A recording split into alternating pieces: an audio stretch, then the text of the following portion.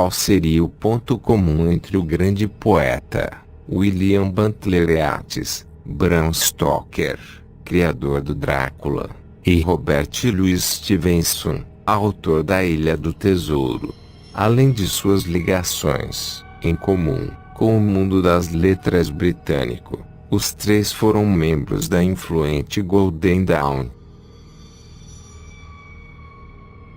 Essa sociedade secreta foi fundada em 1887 por William Wynne Westcott, o Samuel Liddell Mathers e o William Robert Woodman.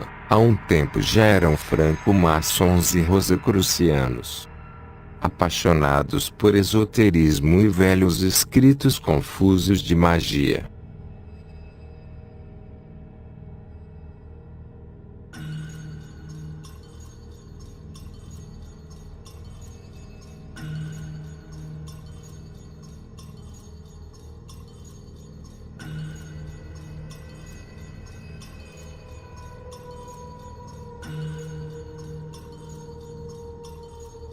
Precisamente, as origens da ordem coincidem com a descoberta de Westcott de um manuscrito em código, cujas inscrições cabalísticas Mathers consegue decifrar.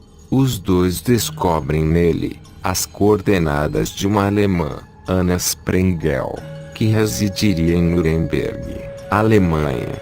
Segundo as indicações contidas na obra, Anna seria a depositária da herança dos rosacrucianos originais, herança essa que teria sido transmitida através dos séculos por uma ordem secreta batizada de Golden Damerung, traduzindo do alemão, Aurora Dourada. Westcott, após encontrar esta mulher, pede permissão para fundar o ramo inglês da ordem, que uma vez concedida, ele e os outros dois companheiros fundam então a Hermetic Order of the Golden Dawn, traduzindo do inglês, Ordem Hermética da Aurora Dourada. Em 1888, um primeiro templo é inaugurado em Londres, logo seguido de outro em Edimburgo e outro em Paris. No resgate da tradição mágica ocidental, a Golden Dawn aprofundou ao máximo as ligações com a Cabala e com a antiga magia cerimonial, às quais ela agregou um esquema de correspondência universal proposto por Eliphas Levi, um famosíssimo ocultista, devidamente ampliado, desenvolvido e codificado para que cada fator no universo passasse a ter correspondência no ser individual, que o dogma da correspondência de Levi, de inspiração hermética, sustenta que a alma do ser humano é um microcosmo, que reflete em miniatura o macrocosmo, ou o grande universo do qual fazemos parte.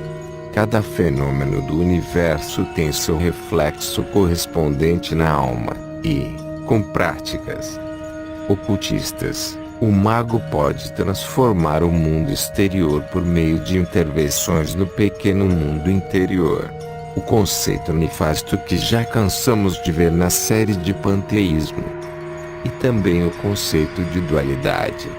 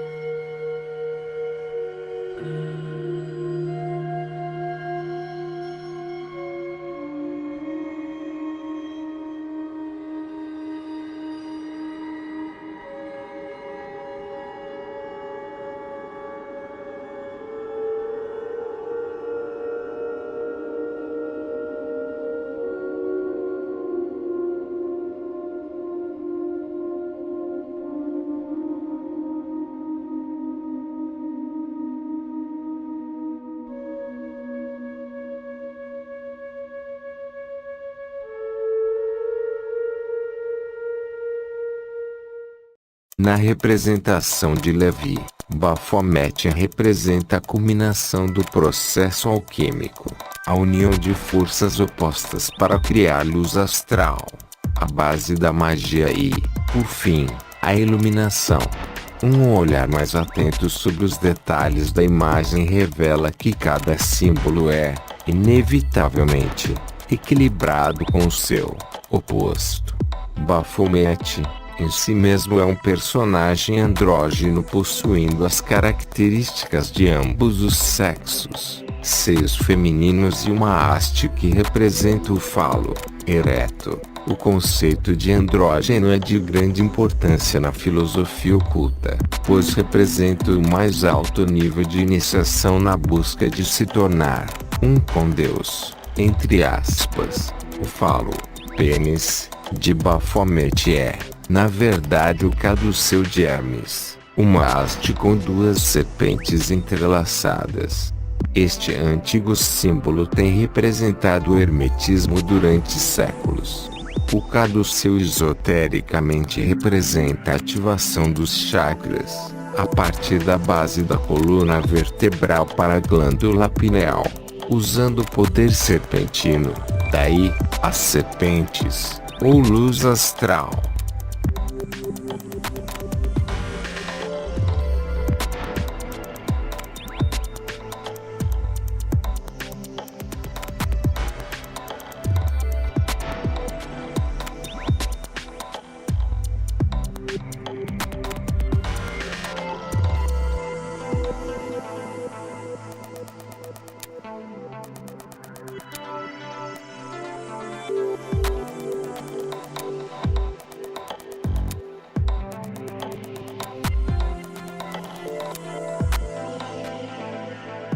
Baphomet é, portanto, o símbolo do grande trabalho da alquimia, onde as forças separadas e opostas são unidas em perfeito equilíbrio para gerar a luz astral.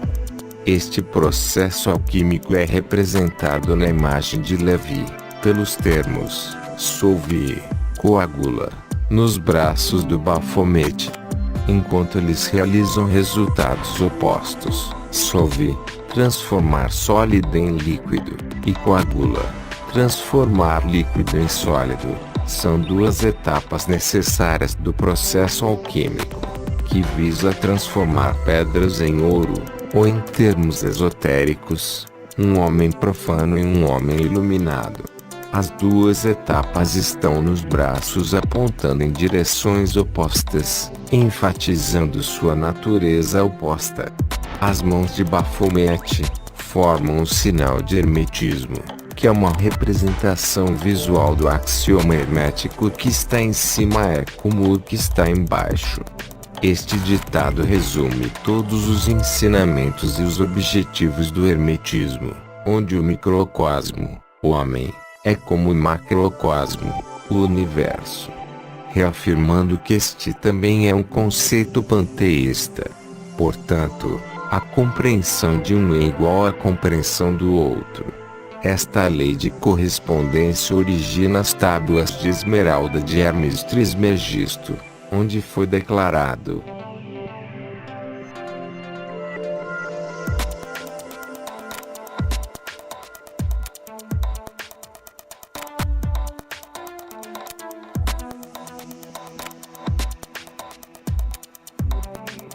O domínio dessa força de vida, a vida astral, é o que é chamado pelos ocultistas modernos de magia.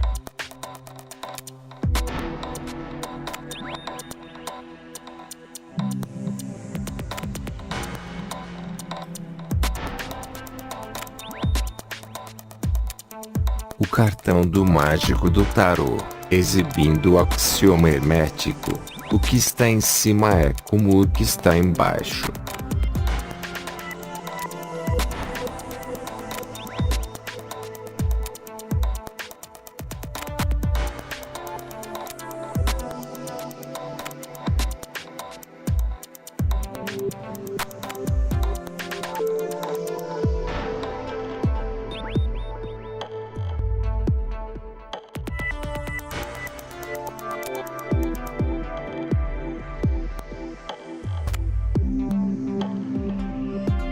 Assim, todos os sistemas ocultistas antes existentes foram integrados num único corpo de pensamento, interrelacionado, interdisciplinar e interdependente.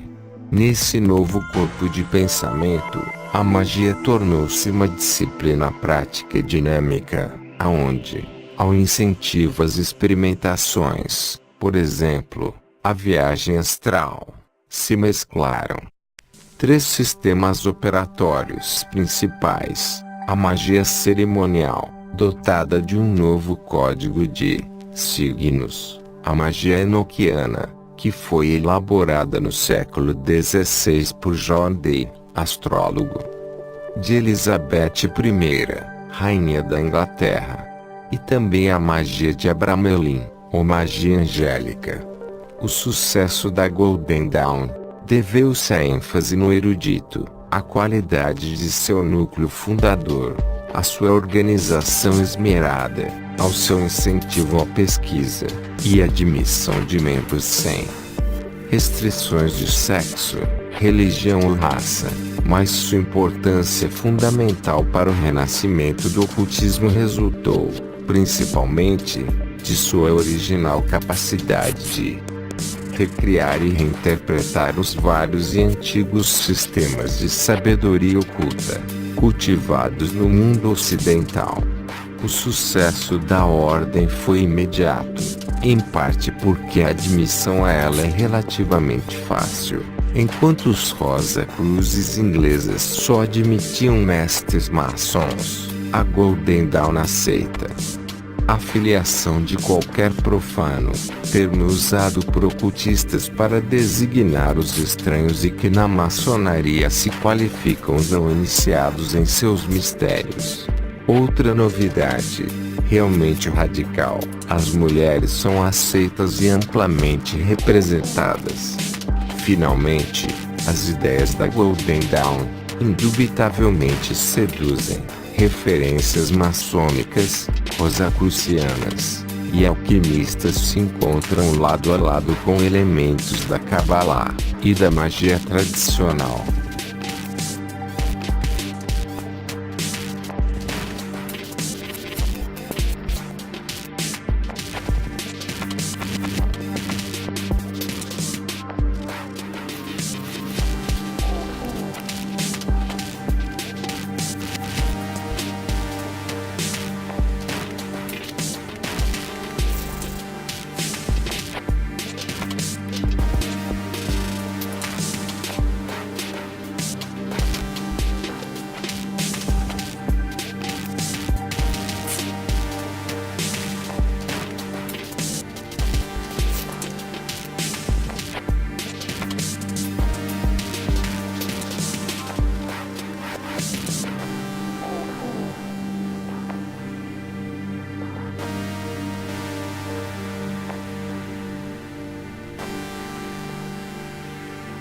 Primeiramente, este conceito da Kabbalah, que está fragmentado em praticamente todo o esoterismo mundial de Sefirot, árvore da vida, limita Deus, como se ele tivesse apenas 10 virtudes ou atributos.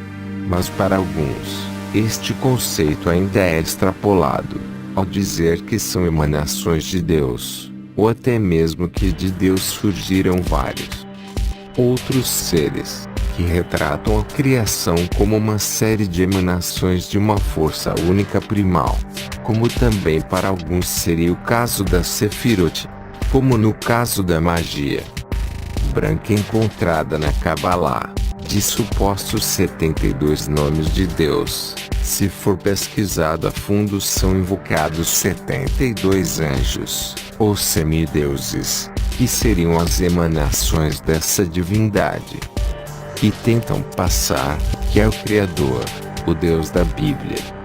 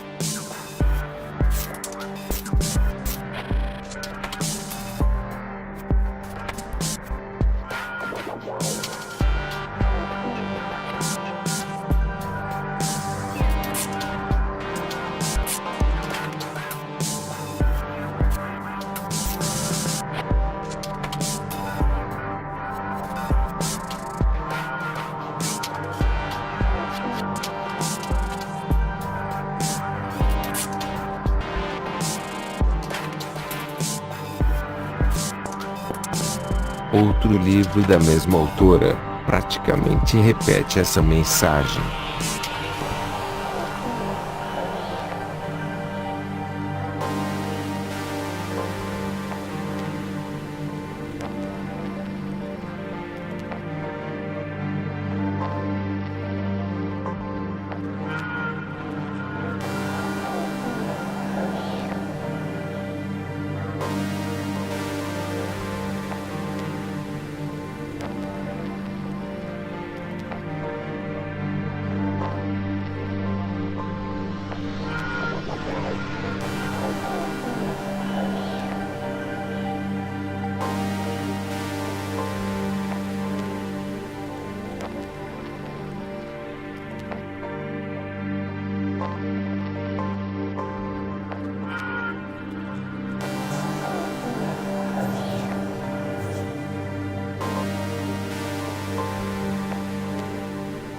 Em seu aspecto prático, os cabalistas alegam utilizar, como propósito e intenção, a magia branca, pois operam com alguns supostos nomes santos de Deus, sendo que a maioria são termos e eles colocam como nomes, em contraste com a magia negra, que usa poderes demoníacos, bruxaria.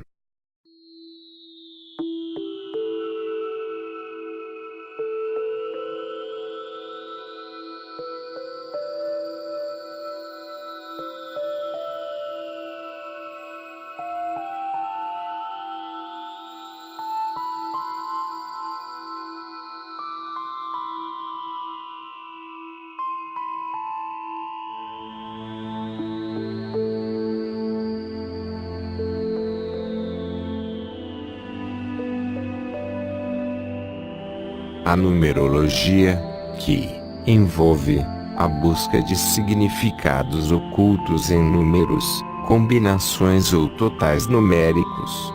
Por exemplo, cabalistas judeus analisaram as escrituras hebraicas usando uma técnica chamada gematria, que procura um código oculto nos equivalentes numéricos das letras. A numerologia é uma forma de adivinhação, algo que Deus condena.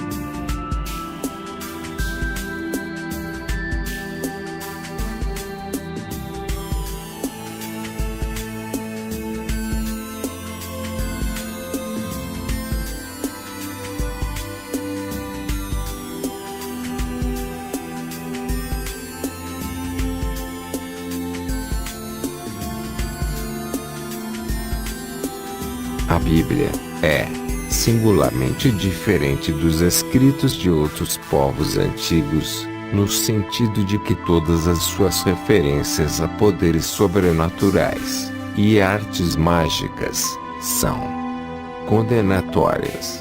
Em parte alguma recomenda a magia branca para quebrar feitiços da magia negra. Em vez disso, ela exorta a fé, a oração, a obediência e a confiança no Criador, como proteção contra invisíveis forças espirituais iníquas e todas as atividades relacionadas com as tais, inclusive influências mágicas.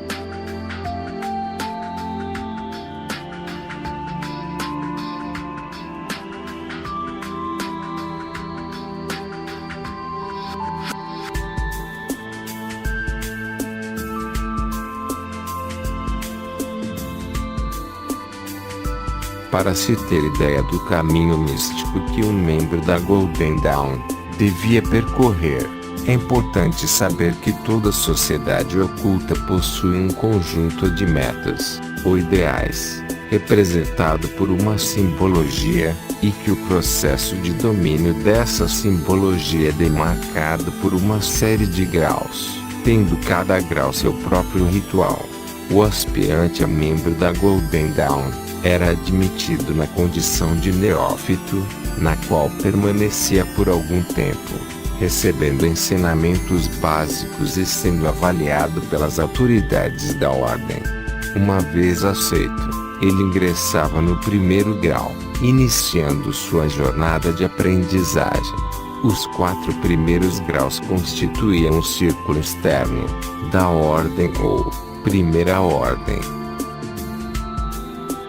Ao completar o grau de filósofos, o membro habilitava-se a ingressar no círculo interno ou segunda ordem que, a partir de 1892, tornou-se a Ordem da Rosa de Rubi e da Cruz de Ouro, Ordo Rosei Rubeae, et Aureae Crucis.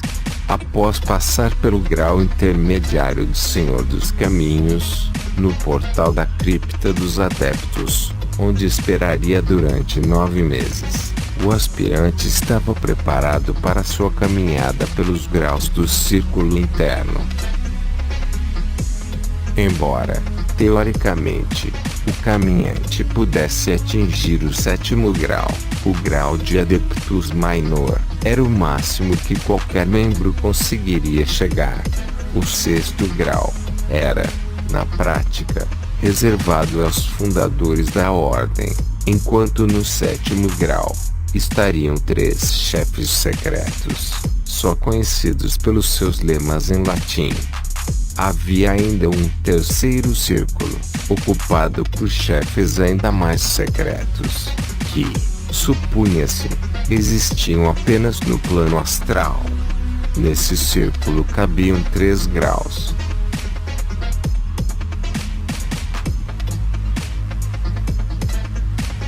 O conjunto de graus da ordem, numerados do 10º grau ao 1º grau, em ordem decrescente, referia-se às 10 Sefirot, como já vimos as supostas emanações da divindade ou divindades que eles acreditam, que consta na árvore da vida cabalística, com a adição do grau neófito, grau 0, igual a 0.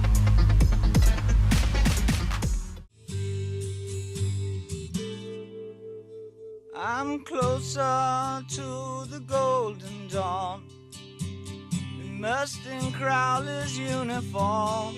I'm not a prophet or a Stone Age man, just a mortal with potential of a Superman. Agora veremos que a fonte da visão esotérica de mundo que David Bowie tinha era a Sociedade Secreta Golden Dawn.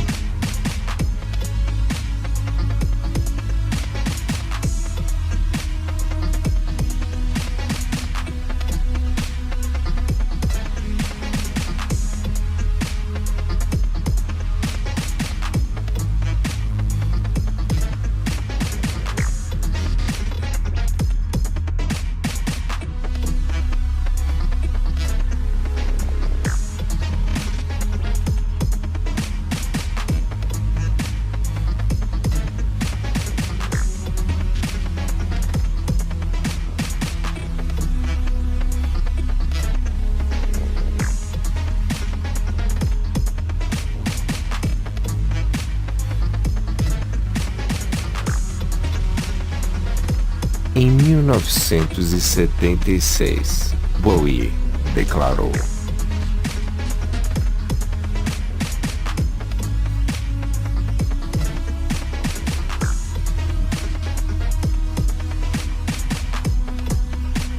em uma entrevista de 1983, Bowie acrescentou: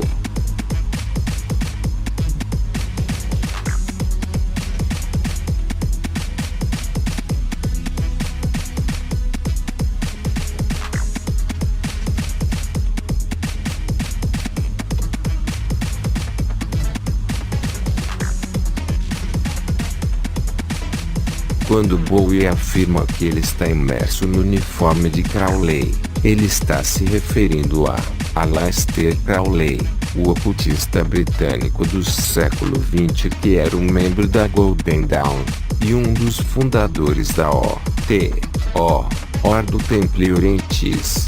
Ele foi conhecido principalmente pelo seu trabalho nos reinos de magia sexual, magia negra e sua filosofia, a Telema. Já foi falado dele exaustivamente na série. É sabido que Crowley foi expulso da Golden Dawn, exatamente pelo foco exaustivo na magia negra. Mas em 1912 se uniu ao ATO, que juntamente com a Golden Dawn, teve, e ainda tem, muita influência no mundo moderno, seja com políticos, empresários, artistas, e etc. A Ordem Templi Orientis, mesmo que oficialmente fundada no princípio do século XX, representa a exteriorização e confluência de divergentes correntes de sabedoria e conhecimento esotérico, que eram originalmente divididas e guiadas à contracultura pela intolerância política e religiosa durante o tempo que ficou conhecido como Era das Trevas. Ela remete às tradições dos movimentos maçônico, rosacruciano e iluminista dos séculos XVIII e XIX, as cruzadas dos cavaleiros templários da Idade Média, ao recente gnosticismo cristão e as escolas pagãs de mistérios. Seu simbolismo contém uma reunificação das tradições ocultas do Ocidente e do Oriente, e a resolução destas tradições permitiu-a mergulhar na suposta revelação do Livro da Lei, de Aleister Crowley.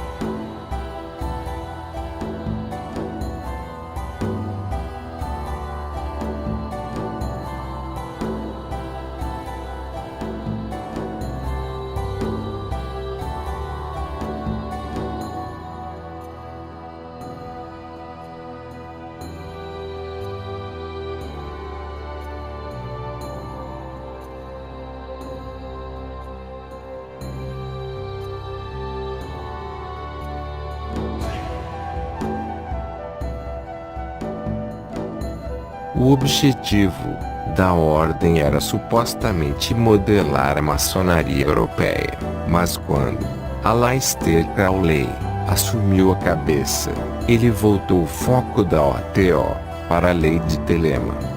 Como conceito principal da ordem, o pai espiritual da Ordem Templi Orientis foi Karl Kerner, nascido em 1851 e falecido em 1905, um rico industrial austríaco da química do papel.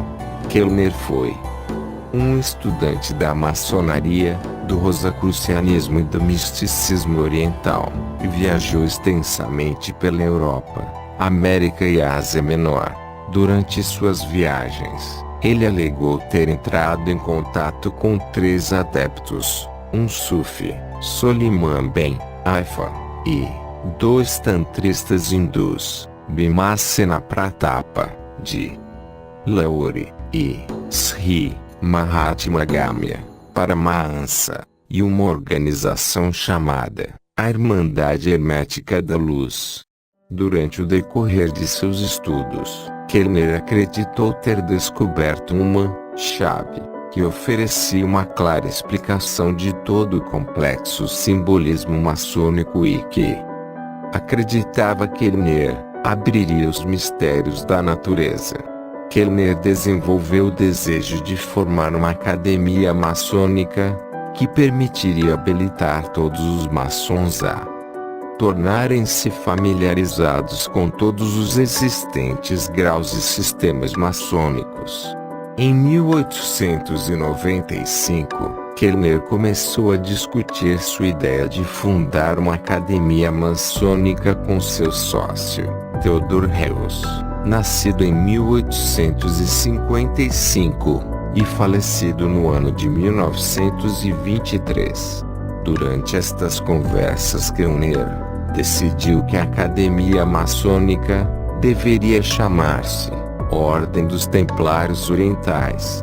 O oculto círculo interno desta ordem, a OTO, propriamente dita, deveria organizar-se em paralelo aos mais altos graus dos ritos maçônicos de Mênfis e Mizraim, e deveria ensinar as doutrinas esotéricas rosacrucianas da Irmandade Hermética da Luz e a chave de Kellner para o simbolismo maçônico.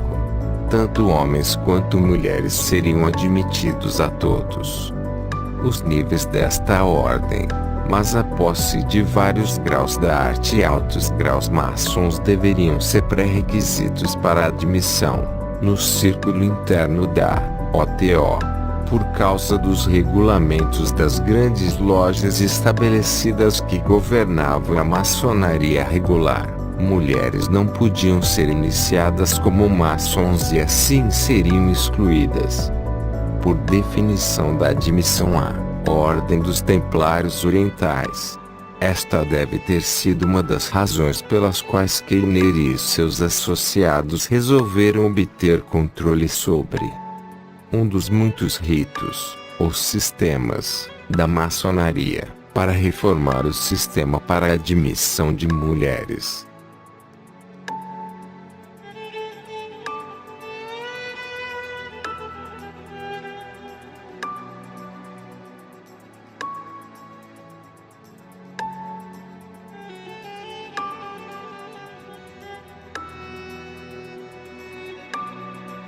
Depois de conseguirem a patente para operar os sistemas maçônicos anteriormente citados com a ajuda do maçom John Yarker, eles proveram um completo sistema de iniciações maçônicas à disposição da ordem.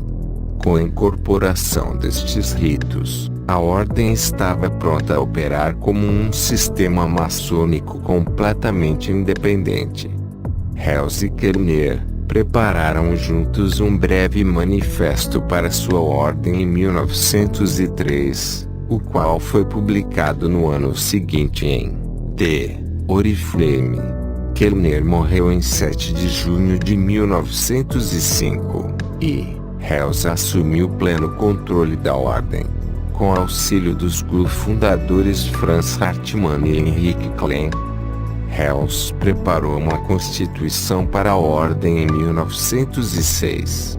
Nesta época, Rudolf Steiner, nascido em 1861 e falecido no ano de 1925, era o secretário-geral do ramo alemão da Sociedade Teosófica. Foi patenteado em 1906 como Grande Mestre Delegado de um capítulo subordinado à OTO, Mênfis, Mizraim, e do Grande Conselho chamado Mística Eterna, em Berlim. Steiner deu fundação à Sociedade antroposófica em 1912, como já vimos na série, e encerrou sua associação com Hales em 1914. Como um jornalista, Hales viajava frequentemente à Inglaterra. Em uma destas viagens ele conheceu Aleister Crowley, que mais tarde passou a ser conhecido na ordem como Baphomet, o qual foi admitido aos 3 primeiros graus da OTO em 1910. Em 21 de abril de 1912, Hales deu a Crowley uma patente, gratuitamente, indicando-o como Grande Mestre Nacional Geral 10º da OTO para a Grã-Bretanha e Irlanda.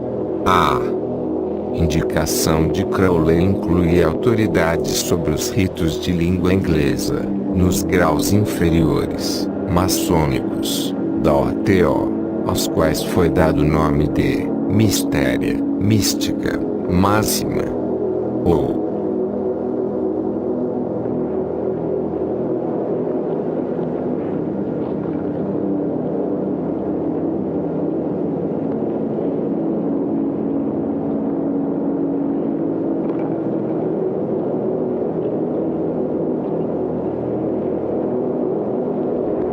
Perhaps the only difference between me and other people was that I've always demanded more from the sunset.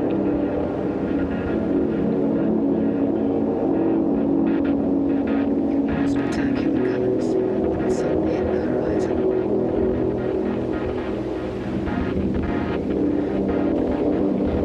That's perhaps my only sin.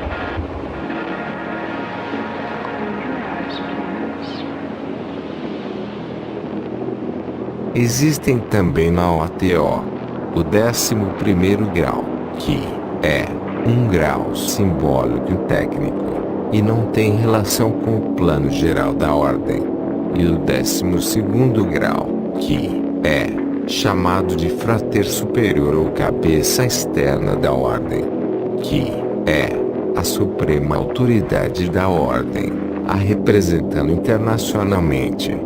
Existe um sistema de graus também, que é conhecido como graus da tríade do eremita, que representam o 8º, 9º e 11º grau. Nestes graus é ensinado ao iniciado a prática de alta magia sexual. No 8º grau, o iniciado aprende práticas mágicas de masturbação. No 9º grau, as práticas mágicas têm relação com sexo vaginal ou normal. E, no 11º grau é praticado magia sexual com conotação envolvendo relações anais, seja o parceiro feminino ou masculino.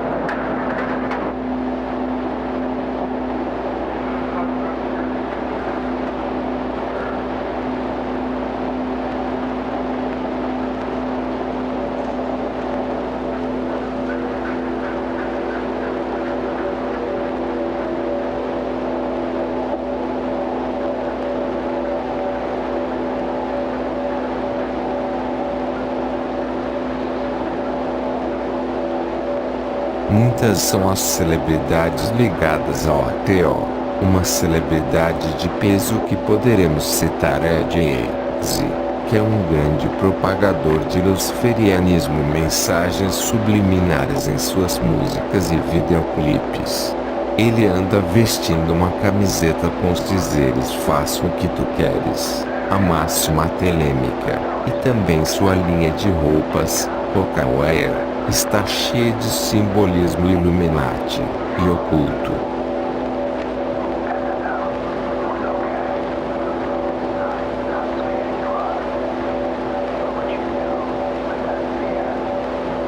O ex-Led Zeppelin, Jimmy Page, por exemplo, rotineiramente participou de rituais mágicos ocultistas e ficou tão intrigado com Crowley, que ele comprou sua antiga casa, Boleskine House, às margens do Loch Ness, na Escócia.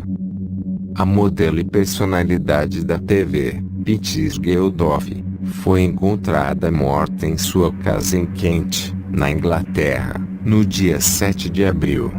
Geldof era a filha do músico Bob Geldof e Paula Lee Yates, que morreu de uma overdose de drogas em 2000. A morte de Geldof foi considerada súbita e inexplicável. Autoridades afirmaram que não havia nenhuma evidência de crime. Há, porém, um elemento importante que deve ser considerado ao investigar o destino dela. Ela morreu cerca de um ano depois de anunciar aos seus fãs sua iniciação na sociedade secreta ocultista Ordo Templi Orientis, OTO. Em 11 de março de 2013, Peaches Geldof tweetou: 93, Telema, OTO. Para todos os meus colegas telemitas no Instagram.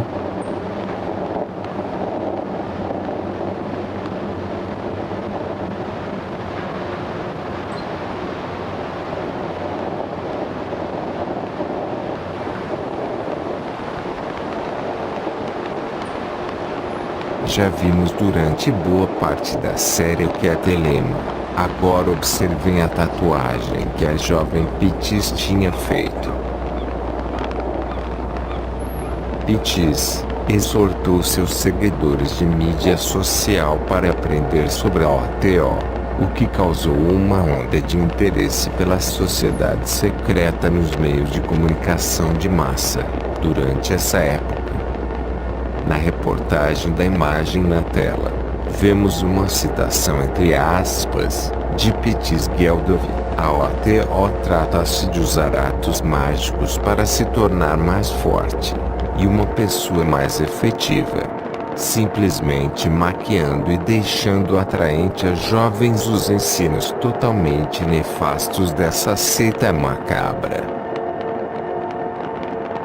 Os textos de Crowley também continham várias alusões de um ritual de sacrifício humano para atingir a potência mágica. Será que foi Peaches sacrificada antes de ingressar na OTO? Peaches estava envolvida na Scientologia.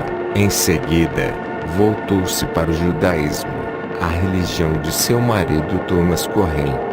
A vida de Peaches tinha todos os elementos de uma vítima da indústria. Ela nasceu em uma instável família do show business, envolveu-se na indústria do entretenimento no início de sua vida, desenvolveu relações com membros da indústria, envolveu-se com as mais poderosas correntes espirituais da elite oculta e, finalmente, ela infelizmente perdeu a vida em circunstâncias misteriosas, sob o feitiço de uma sociedade secreta da elite.